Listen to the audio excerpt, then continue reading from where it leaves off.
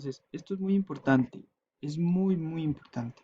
Cuando hablamos de deseos, necesidades, pensamientos, intenciones, de lo que la persona dice querer como explicación de la conducta o del comportamiento, como explicación de por qué la gente hace lo que hace, o cometemos un error porque ponemos las causas del comportamiento en el futuro, cuando las causas se encuentran en el pasado. Este es el ejemplo más claro, ¿cierto? Cuando a usted le pregunta a una persona, bueno, ¿y por qué está tomando agua? Ah, porque quiero calmar la sed o porque tengo sed, ¿sí? Ahí está hablando de que el tener sed es una sensación, un sentir de la persona, ¿sí? Algo que la persona está experimentando fisiológicamente y que quiere resolver, pero no toma agua para saciar esa sed, sino que toma agua porque en ocasiones anteriores fue reforzado para tomar agua cuando sentía sed. ¿Cómo fue reforzado? Pues tomó agua y esa sensación apremiante, fisiológica de sentir sed fue calmada, ¿sí? Entonces, en el momento en el que tomó agua, su comportamiento de tomar agua fue reforzado por un evento que le produjo satisfacción. Por eso tomamos agua cuando tenemos sed. Y si no, piense en el ejemplo tal vez ridículo de qué pasaría si usted toma agua y no le quita la sed. O imagínese, este es el ejemplo más, más claro que puede haber sobre esto. Usted tiene mucha, mucha, mucha sed en un día muy caluroso, y lo que hace es comprarse una Coca-Cola, ¿cierto?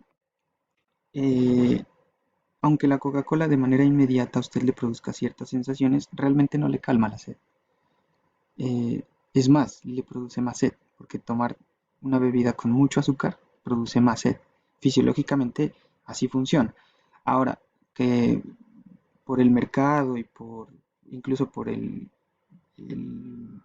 ¿cómo es? El haberle incluido la gaseosa, el gas, sí pareciera que como que le quita la sed, pero no es cierto, no es cierto, porque tómese una Coca-Cola un día caluroso y va a darse cuenta que a los 10 minutos va a tener sed otra vez. Es por eso, ¿sí? Entonces, yo ahí le preguntaría, bueno, ¿y usted por qué toma Coca-Cola? Usted me dirá, pues porque tengo sed, ¿cierto? O porque quiero calmar la sed. Pero miren este ejemplo. Aquí usted ha sido reforzado cuando tiene sed para tomar Coca-Cola. ¿Quién lo reforzó? Probablemente la mercadotecnia y probablemente otras personas. Porque si usted, volvamos al ejemplo de la criogenia, si usted viniera de otra época, se despertara en esta época actual y viniera de una época donde no había gaseosa y se toma una gaseosa para calmar la sed, es probable que a usted no le quite la sed y usted va a rechazar cuando en una ocasión posterior le ofrezcan Coca-Cola cuando tiene sed. ¿Sí? Entonces, miren cómo hemos sido también moldeados por el ambiente de la mercadotecnia. Bueno, espero haber sido claro con este ejemplo. Bien, el análisis de las conductas se hace hacia el pasado, como les decía hace un rato. Entonces veo agua porque en el pasado, cuando bebí agua, calmé la sed. Y esa sensación es agradable. En el momento en el que se convierte en agradable,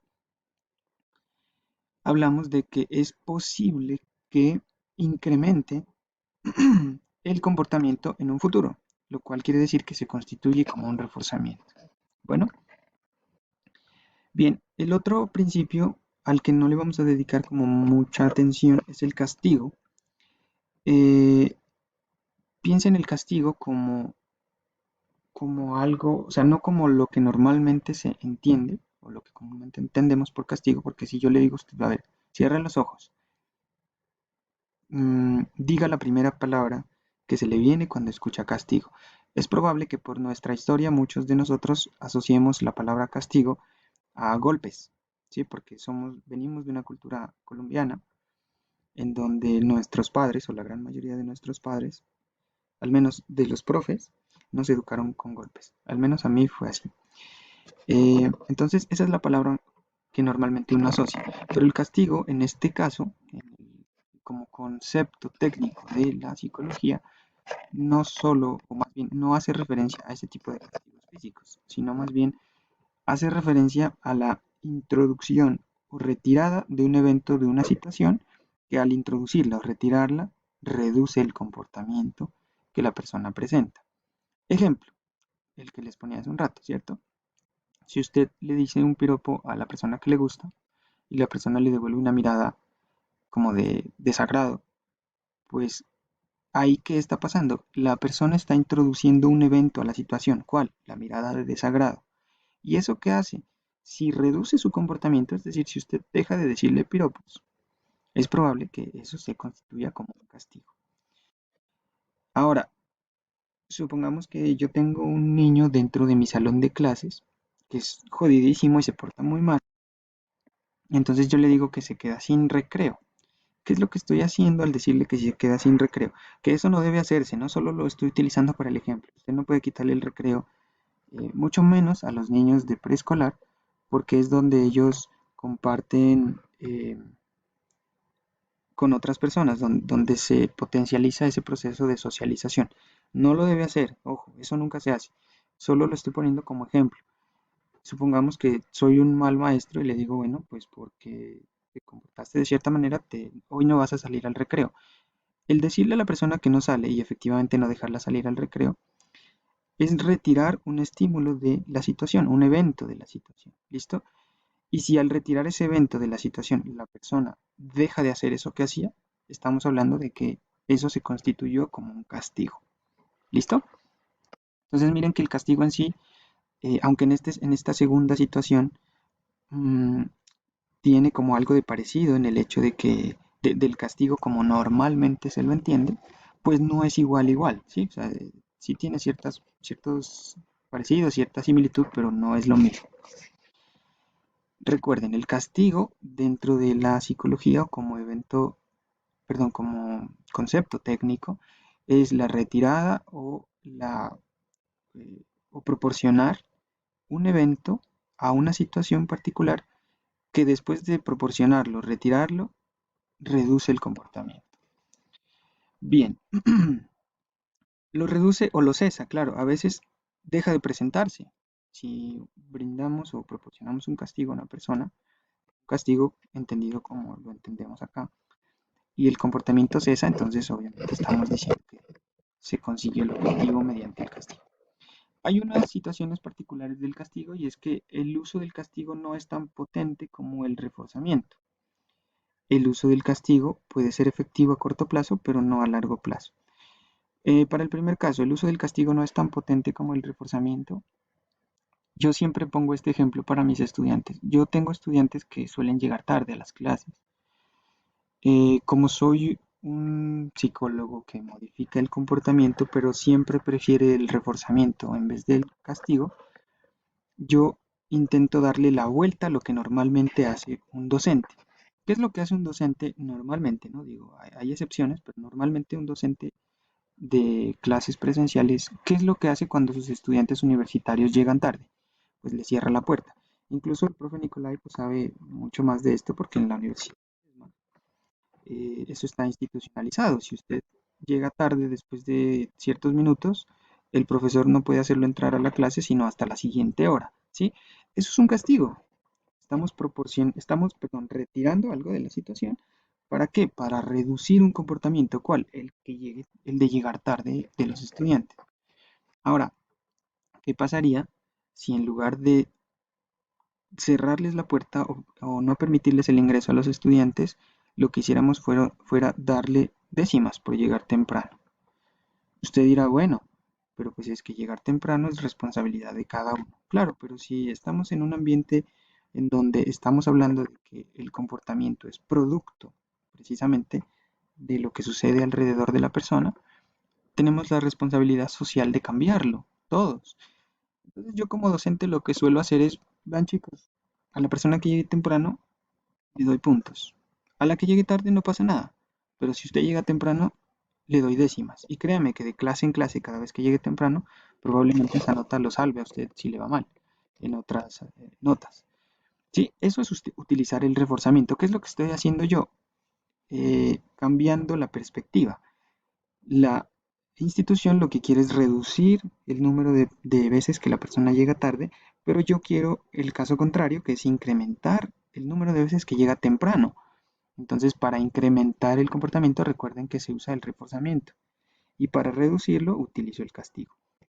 ¿Listo? Entonces, eh, Siempre el castigo es mucho más potente que el reforzamiento. Créanme que si usted implementa esta estrategia de darles punto a las personas para que lleguen temprano, o incluso en clases virtuales de que se conecten, las personas se van a conectar, van a mostrar cámara, incluso van a llegar temprano desde la segunda o tercera sesión. Y a mí me ha funcionado mucho, casi no llegan tarde los chicos. Bueno, les decía, el uso del castigo puede ser efectivo a corto plazo, pero no a largo plazo. Claro, usted póngase a pensar en el ejemplo siguiente. Su estudiante se está portando mal. ¿Usted qué hace como maestro? Lo regaña. Sebastián, bájese de ahí, por favor. ¿Cierto? Es probable que Sebastián se baje. Si es un niño pequeño, más, porque él tiene todavía, digamos, cierto respeto por la autoridad. Entonces se baja, pero usted se da la vuelta y al ratito otra vez está trepado por ahí, molestando. ¿Sí? Entonces el castigo puede ser efectivo a corto plazo. ¿Por qué? Porque reduce el comportamiento. ¿Cuál? Que Sebastián esté trepado ahí en un mueble. Pero a medida que otra vez empieza a pasar el tiempo, ya no funciona. A largo plazo no es tan efectivo. El uso de castigo puede tener consecuencias adversas, claro, sobre todo si usted utiliza castigos físicos, que eso tampoco se debe usar, aclaro, pero eso no implica que no exista, sobre todo en una comunidad como la nuestra. El castigo físico no se debe utilizar y las personas que trabajan en bienestar familiar lo conocen más que yo. El problema es que a veces no sabemos por qué no se lo debe usar. Usted cuando le pregunta a alguien, bueno, ¿y por qué no puedo castigar a mi hijo? O por qué no, si cuando una pregunta, perdón, cuando una persona le pregunta a usted por qué no puedo castigar a mi hijo, las respuestas que suele recibir es no lo puede castigar físicamente porque eso es maltrato, pero esa no es una explicación válida. Realmente uno no puede castigar físicamente a otra persona porque eso genera ansiedad. Eh, y la ansiedad es un lío psicológico que es muy complicado de corregir. Entonces, no castigue a sus hijos, ni a sus sobrinos, ni a sus hermanos pequeños, ni a sus estudiantes físicamente, jamás, jamás. Bueno, se debe usar únicamente cuando las otras alternativas ya han sido agotadas o en caso de que su estudiante atente contra su integridad.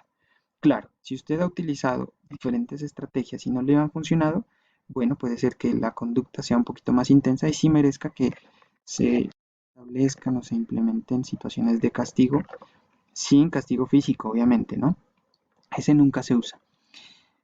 O en caso de que el estudiante atente contra su integridad. Por ejemplo, hay estudiantes, sobre todo chicos que están dentro del programa de inclusión, de inclusión educativa, que a veces se autolesionan. Entonces ahí sí usted tiene que utilizar castigo. Si Sebastián se está jalando el pelo y arrancándoselo de la cabeza, pues usted tiene que regañarlo, porque no puede empezar a utilizar, bueno, y además de regañarlo, tiene que utilizar otras estrategias para que no lo haga. Pero no puede utilizar otro tipo de estrategias que son como, digamos que el avance es un poquito más lento, porque pues Sebastián se podría hacer daño. Bueno, como el castigo, les decía, como el castigo no es tan potente como el reforzamiento, pues eso explica por qué sucede esto. Usted resulta que tiene a una persona que le gusta mucho y le manda muchos mensajes y a pesar de que él la rechaza o le hace diferentes desplantes, eh, usted continúa ahí. Eso explica por qué. ¿Por qué? Porque el castigo no es tan efectivo para reducir el comportamiento. Lo reduce, sí, pero a largo plazo no es tan efectivo, recuérdenlo. ¿Cómo se explica eso? Supongamos que yo soy esta persona que le escribe a su crush, como dicen ustedes, ¿no? Entonces le escribe y él la rechaza. Ella deja de escribirle unos días, pero es probable que después de una semana vuelva y le escriba. Y él medio le hace ojitos, ella otra vez cae y después la vuelve a tratar mal y ella continúa ahí. Y entonces están los típicos discursos de es que no puedo olvidar. Pues bueno, es por eso, porque los castigos que le ha dado este chico no son tan efectivos para reducir el comportamiento de seguirlo, eh, digamos, de seguirlo intentando conquistar. ¿Listo? Es por esa situación.